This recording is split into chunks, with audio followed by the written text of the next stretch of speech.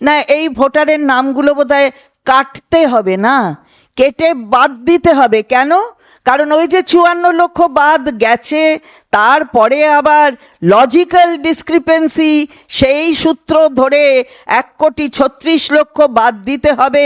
এ বেশ ভালো একটা পরিকল্পনা, কিন্তু ধরা পড়ে গেছে। 3 থেকে 4 হাজার ফর্ম, ফিল আপ করা ফর্ম, সেই ফর্ম ধরা পড়ে গেছে। 5 জন বিজেপি কর্মী নিয়ে যাচ্ছিলেন, তার মধ্যে 2 জন ধরা পড়েছেন, 3 জন পালিয়ে গেছেন।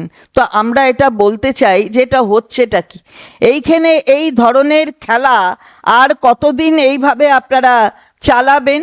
3 জন পালিয়ে গেছে, তাদের নামে এফআইআর করা হয়েছে এবং ইনভেস্টিগেশন নিশ্চিতভাবে হবে।